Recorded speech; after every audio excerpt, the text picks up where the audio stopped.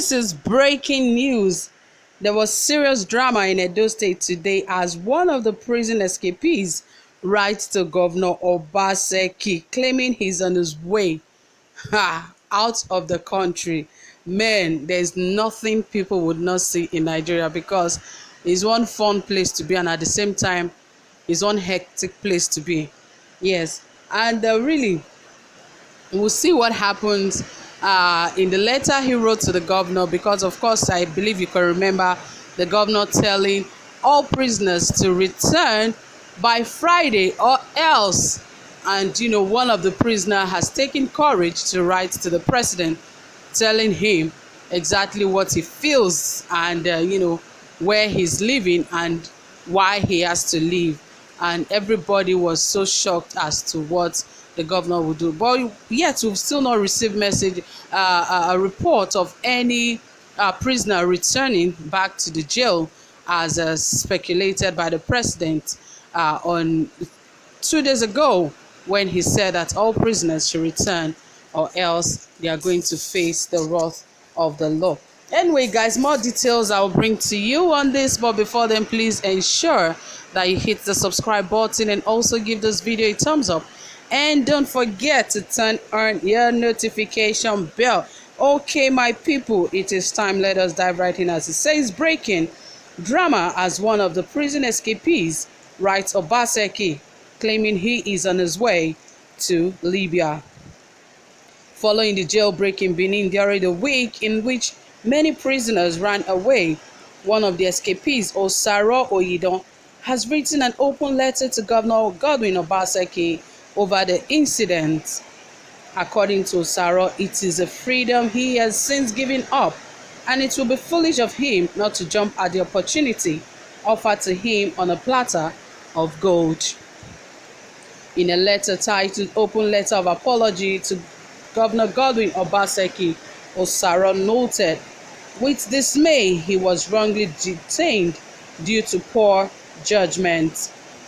His full letter reads, Mr. Governor Domo, I just heard over the radio here in Sokoto that you want all the escaped prisoners from White House and Oko Prison, Benin City, to return to prison within 3 days. I did not believe before, but as the local radio continuously announced it, I realized that it's true. Sir, kindly permit me to introduce myself. I was born and raised in Benin. I attended Muslim primary school, Ogbe, and later became a driver. In 2009, I was arrested for stabbing a guy who was always oppressing me with fine cars that his brothers was shipping in from Italy. I was charged to court despite my lawyer's effort. I was sentenced to life imprisonment 5 years ago. Since then, life has been bad. I always pray for death, as all I see around me is misery and death.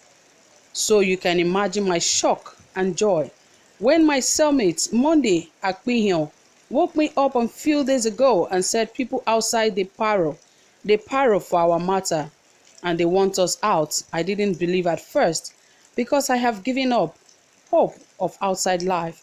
But when I saw men breaking through the 5 inches hollow block fence that Nigerian contractors deceived government was strong to keep us inside, humbled and pliant, I moved. I joined to escape amidst hail of bullets that sounded like Christmas knockouts to me.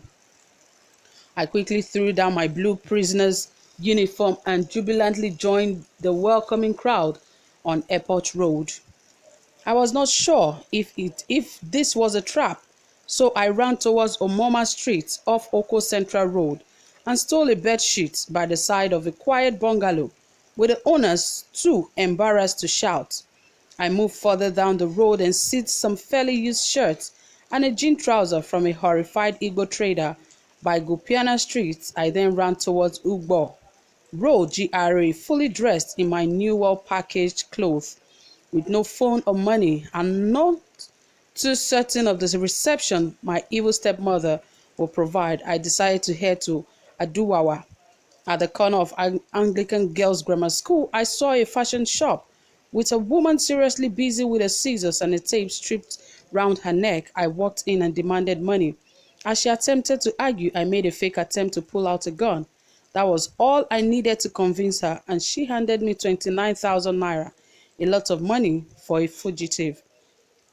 To cut the long story short, I took off from Benin at about 9 p.m. later that day in a long truck, carrying empty tomato baskets heading up north.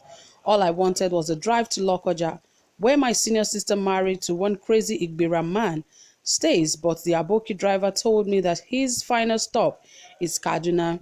See me, see good luck. I arrived Kaduna yesterday afternoon and I immediately entered the bus to Sokoto.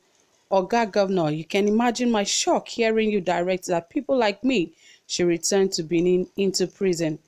Who in my shoes does that? Borrow money to return to prison? Ekpanawa for you. Sir, you should have directed that the escaping prisons should turn themselves in to the nearest prison officers with a prerogative of mercy amnesty, of reduction in prison terms, instead of asking that we return to the broken and burnt Benin prison. Impossible for me. I'm leaving this night for Libya.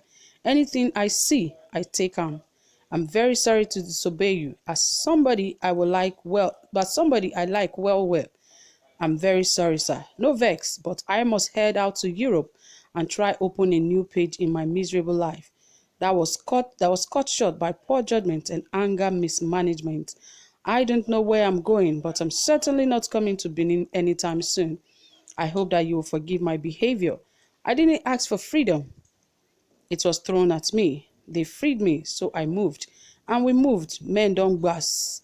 Aya omono. Maye dross. Well, he said, Osaro Oyidon. Well, that was it from one of the prisoners, but like it was speculated and alleged that most of those prisoners were never really prisoners. And if you can ask me from my opinion, I would say this is a made-up story from those people sponsoring all of this happening, because of course they have said that the Lekki shooting and massacre was photoshopped and all made up. So there is really nothing that is impossible with this present administration and government of Nigeria.